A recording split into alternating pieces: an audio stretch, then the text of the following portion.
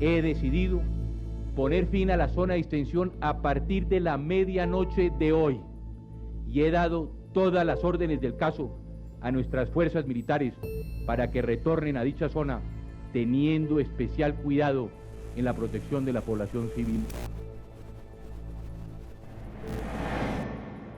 El libro de la paz sigue abierto y solo se cerrará el día en que la alcancemos. Que Dios los bendiga, que Dios me bendiga y que San Miguel Arcángel nos proteja. Nosotros no teníamos televisión, teníamos radio. Prendíamos el radio y oíamos que se había acabado la zona de despeje y que pues el presidente hablaba y que se había acabado y toda esa parte. Pero nosotros escuchábamos las bombas, era real.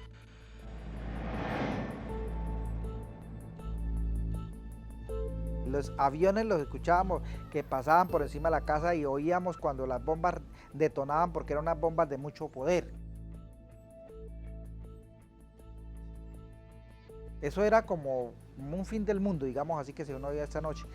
Y efectivamente, 10, 11 de la noche, el bombardeo era una cosa aturdidora. Usted quedaba aturdido, lo levantaban las bombas a uno de la cama.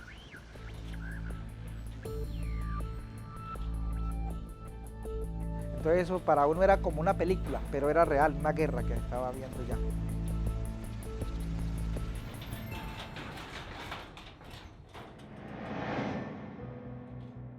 La zona de despeje en Colombia fue un área desmilitarizada por el gobierno de Andrés Pastrana para adelantar un proceso de paz con la antigua guerrilla de las FARC. Se creó en noviembre de 1998 y terminó en febrero de 2002. Tuvo una extensión de 42.000 kilómetros cuadrados y estuvo conformada por los municipios de Uribe, Mesetas, La Macarena y Vistahermosa en el Meta y por San Vicente del Caguán en Caquetá. La zona era igual de grande a un país como Suiza y tenía casi el doble del tamaño de departamentos como Boyacá, Cesar, Tolima, Huila y Valle del Cauca. Hablar de despeje tiene muchos problemas. En primer lugar porque se tiene la idea de que es un territorio que el gobierno le entregó a la guerrilla. Y lo cierto es que los 5 municipios eran lugares donde la guerrilla tenía un control y una presencia histórica de tiempo atrás y donde la presencia del Estado era bastante limitada.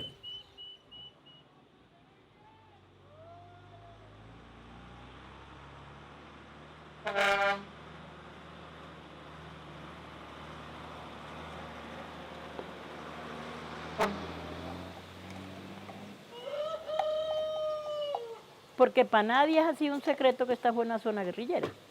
Esta ha sido una zona de la cuna de la guerrilla, diría yo. Hay regiones donde el Estado nunca se ha preocupado por brindar ese apoyo. En ese momento, en el Pato, no lo teníamos. Y la gente no entiende, la gente cataloga a la guerrilla como el lobo feroz que se come a todo el mundo. Pero gracias a la guerrilla, nosotros hemos tenido un apoyo. Que sí, yo digo que es que la guerrilla ha sido toda la vida el territorio. Y en todo territorio la guerrilla ha sido. El ejército llega de pasada y ya, pero la guerrilla es la que ha mandado toda la vida.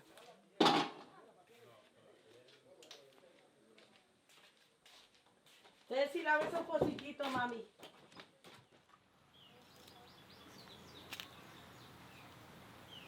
El abandono del Estado, el abandono del gobierno en estas regiones del país ha sido un abandono histórico.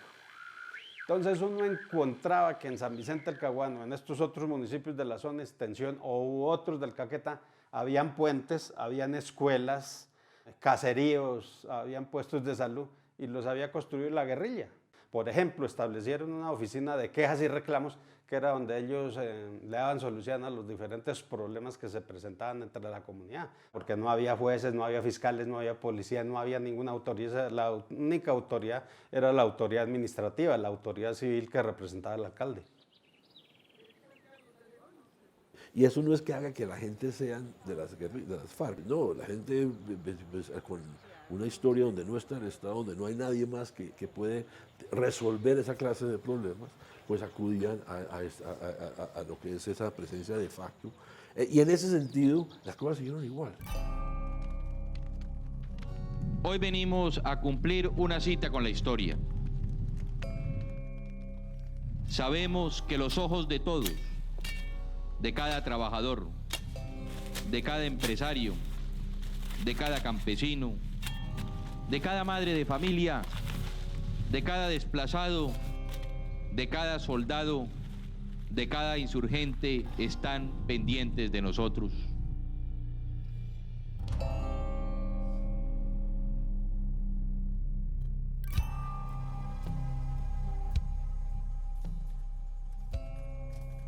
La gente estaba de alguna manera contenta y esperanzada de que con la presencia de la negociación eso podría tener beneficios para la región.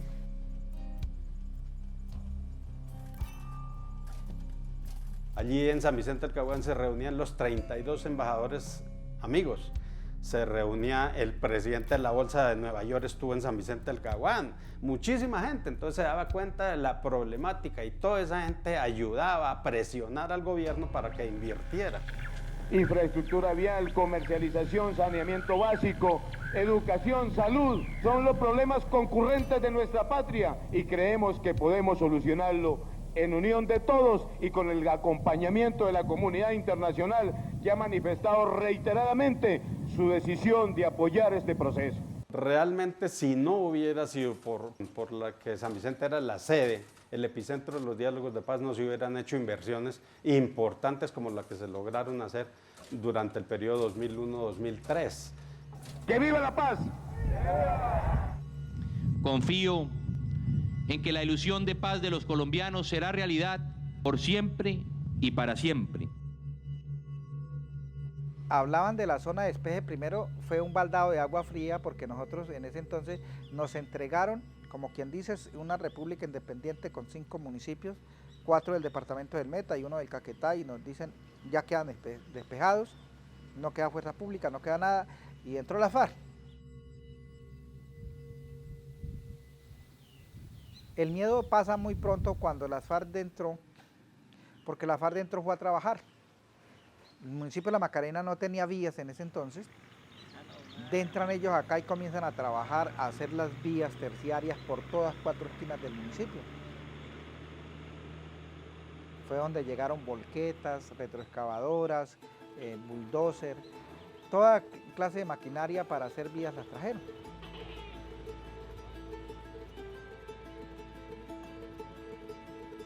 Supongo que en esos 3 años ellos alcanzaron a hacer más de 1.500 kilómetros de vías terciarias. Habían restaurantes activos, había almacenes vendiendo la ropa. Se miraba que había como ese desarrollo económico aquí en el municipio.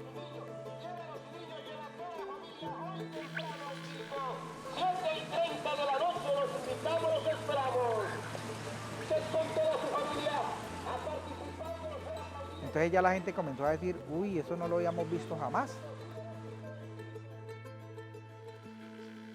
Yo de mi parte, yo quisiera que volviera a zona de despeje, porque la verdad, pues muy bonito, es muy bonito porque se mira mucho cambio en todo, en el comercio, en las fincas, tenían muchos cultivos de toda clase, marranos, gallinas, y no se miraba el hambre para nada, y de ahí mismo comían ellos y comían los campesinos. Los muchachos de ese entonces, la generación que estaba creciendo en ese momento, se enamoró de ese proyecto cuando dijeron, no, si la FARC está haciendo vías, la FARC anda en buenas camionetas, la FARC anda bien, entonces nosotros nos metemos ahí también. Y se comenzaron a ir toda esa gente joven hacia a engrosar por lo menos el movimiento fariano. Porque aquí entraba gente de todos lados, paseaba, vivíamos una vida tranquila, o sea, entonces nosotros dijimos, pues llegó el momento de salir a conocerte, que en el Pato pues ya va a estar gobierno, guerrilla, ya van a saber que hay campesinos también, entonces vamos a poder tener esa movilidad más tranquilamente. Tanta persecución para nosotros los jóvenes, pues llegó el fin.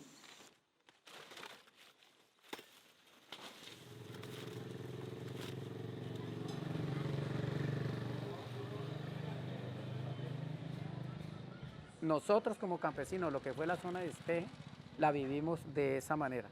como con libertad, con respeto y con una convivencia muy compartida o articulada entre todas las comunidades. Cuando ya comienza a mirar todo el tema que no se ponían de acuerdo y comienzan a escuchar rumores que se iba a acabar y ya situaciones de tensa calma, entonces ya eso se fue desboronando, se fue como cayendo ese castillo de optimismo que había con lo de la zona de despeje. Yo pienso que hay unas responsabilidades de lado y lado, de las FARC y del gobierno de Pastrana. Por el lado de las FARC, yo creo que una primera observación es que creo que ellos llegaron fuertes a la negociación. Ellos llegaron después de un periodo en el cual en los años 90 habían logrado crecer, habían establecido un plan estratégico de desdoblamiento y presencia territorial que en términos generales iba bien. Sobredimensionaron también ellos su fortaleza. Y no entendieron que la zona de despeje, la votación del 98 y demás respondían a un agotamiento de la población colombiana frente a la guerra. Pero también creo que hay inmensos errores del gobierno. Pastrana es un hombre que llegó a la presidencia sin tener mayor idea de lo que significaba el conflicto armado, pero ahí es donde yo veo que más allá de tener una idea, de una intención, pues el gobierno tampoco jamás tuvo verdaderamente una propuesta de paz.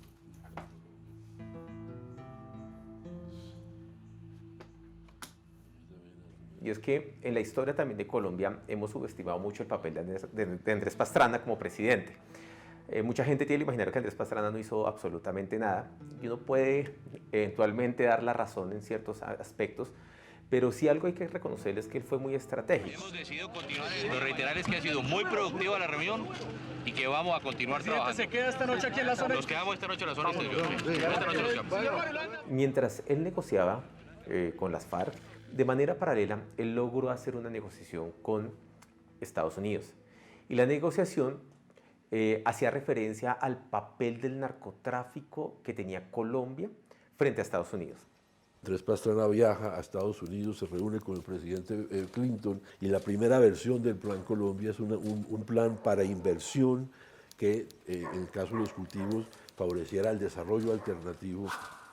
Pero en el 99 pasaron varias cosas en Estados Unidos, en Colombia, que alteraron y a que mi entender fueron elementos que se cruzaron para que esa primera idea se quedara abandonada y termináramos con lo que finalmente terminó siendo el Plan Colombia 2, o la segunda versión, o la que efectivamente se aprueba.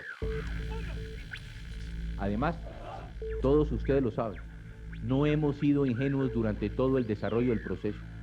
Hemos apostado por la paz mediante el diálogo, pero simultáneamente hemos fortalecido nuestro poder militar. En este periodo, especialmente existiendo esa posibilidad, por ejemplo, de tener la desmilitarización de 5 municipios, claro que se utilizó para el fortalecimiento de la estructura armada nuestra, y eso es innegable. Que no contáramos con una voluntad de paz, eso sí no es cierto.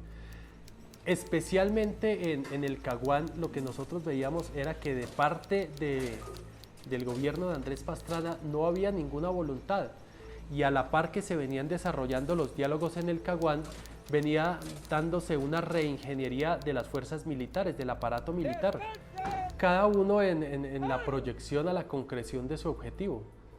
Es decir, nosotros en el fortalecimiento militar de las diferentes estructuras militares que nos permitieran, obviamente, al terminar esos diálogos, decíamos nosotros, pues generar un avance hacia el centro del despliegue, que era Bogotá, en proyección a la toma del poder. Pero el Estado colombiano, pues fortaleciendo todo su aparato militar para, terminado aquel proceso, pues lanzar una operación militar a largo aliento y de grandes proporciones para tratar de aniquilar el movimiento insurgente.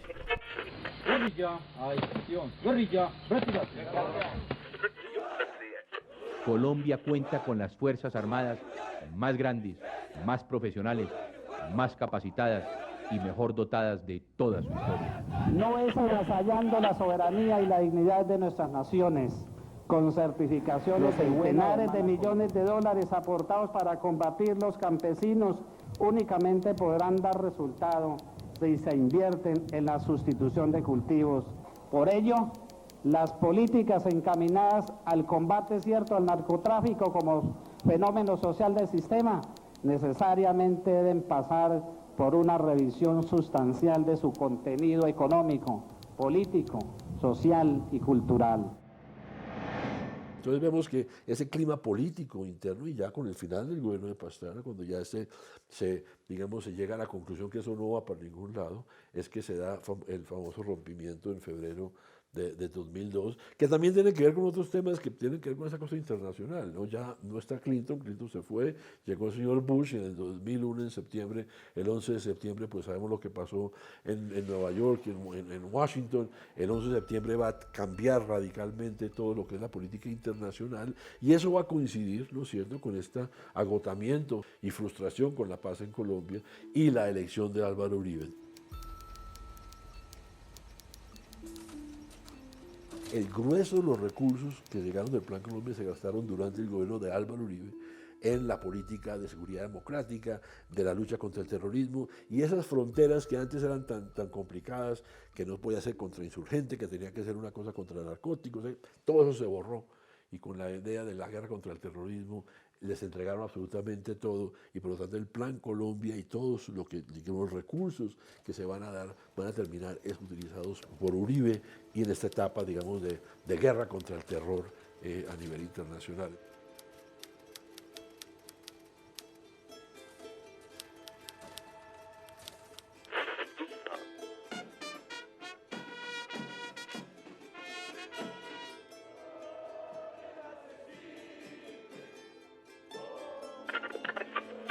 El área que fue despejada durante 3 años. Secuestros masivos, tomas armadas en zonas tras una ola de ataques y secuestros. Sí, la gente era muy temorizada. La gente que no, que después de que se acaba la zona, esto se vuelve el gobierno llega y va a atropellar. Se miró, por lo menos aquí donde yo vivo. Un día peleó la guerrilla con ellos acá en el recreo, y llegaron y encontraron a mis hijos, mi chino solo, le pegaron a un chino al niño con el radio en la cabeza. Muy bravo porque no le decían los peladitos pues, que por dónde había pasado la guerrilla. Mataban los animalitos, golpeaban a la gente, todo eran que éramos guerrilleros, que éramos auxiliares de la guerrilla.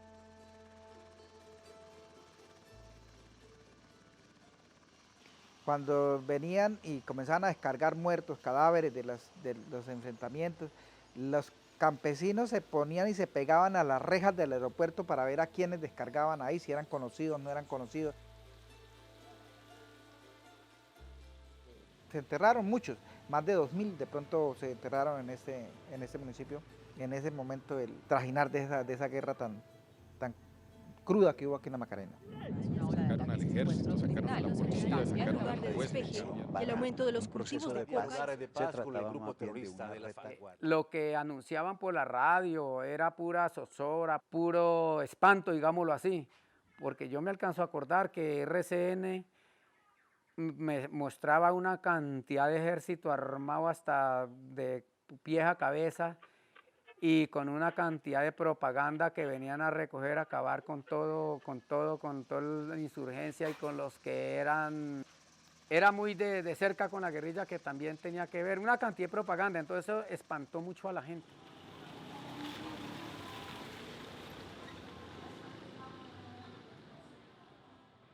Son zonas en que en teoría el orden público mejora, está el ejército y comienza a aumentar el desplazamiento forzado. Eso no le cuadra, digamos, si en teoría el Estado está retomando, ¿por qué hay más desplazamiento forzado?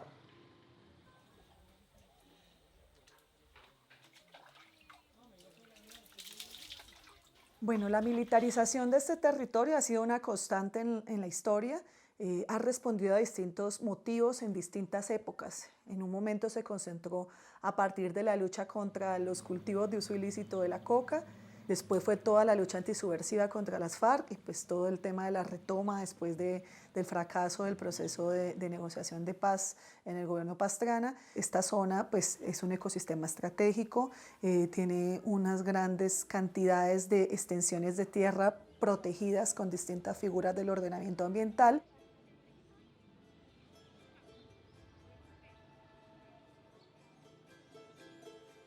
Especialmente después del despeje, hubo zonas donde hubo un cambio drástico en los usos de los suelos, en donde se cambió zonas de ganadería de pastoreo, que es una de las actividades tradicionales históricas del colono campesino de la región, por un cambio de cultivos intensivo, de palma de aceite, que ha sido un cultivo que ha crecido exponencialmente allí.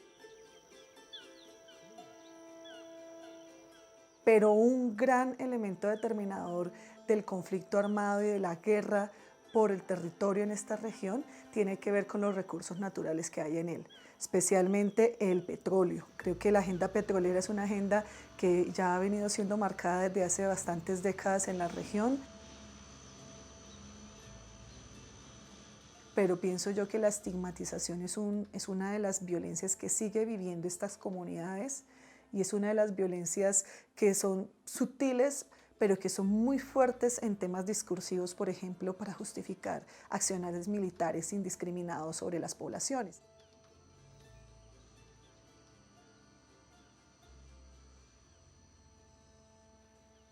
Pues a ver, siempre en los procesos de paz que yo he logrado, digamos, a subsistir,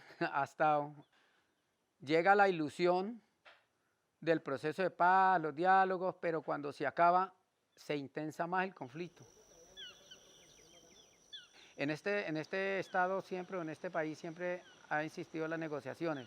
Cuando fue la negociación de la Uribe, cuando fue la negociación del Caguán y la negociación de ahorita, se pone uno a analizar, que yo me alcancé a acordar, se pone a analizar. Y quienes negocian son los dos bandos, gobierno e insurgencia.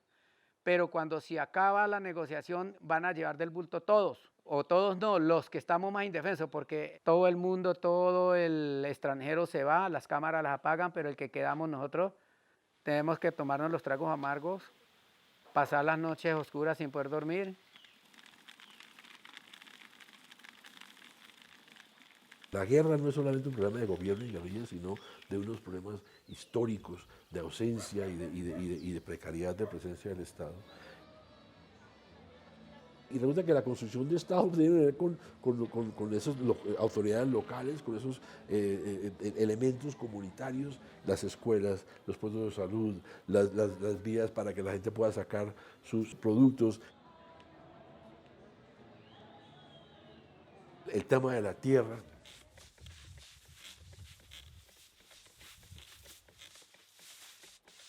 Hace de cuenta el Estado, los gobernantes de turno, hace de cuenta que la humanidad o los colonos, campesinos que vivimos o sobrevivimos en esta región, no existimos.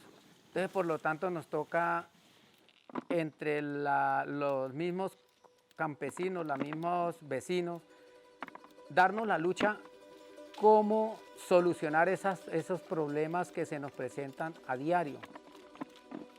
Porque para eso nosotros nos toca, como se dice, inventárnoslas.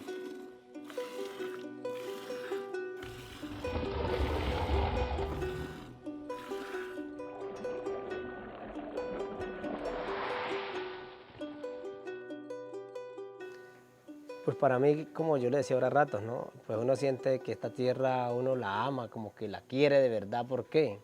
Porque yo vivo contento porque tengo la posada, tengo una casa porque plata no tengo.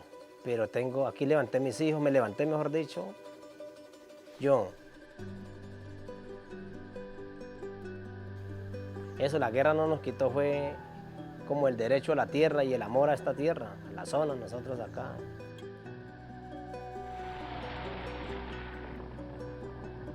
Pues la guerra nos arrebató tanta cosa material, digámoslo así, intelectual, y posibilidades de vivir, digamos, de una vida digna. Pero lo que sí no nos ha quitado otras cosas, que es, uno, la vida. La historia de aquel novillo que había nacido allá en la tierra. No nos ha quitado la costumbre que tenemos nosotros entre sí en nuestra comunidad es la solidaridad.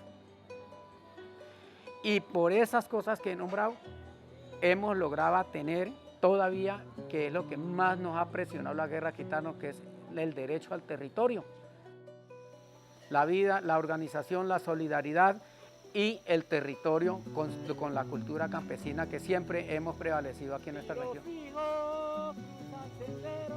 Llegando al pato y al guayabero.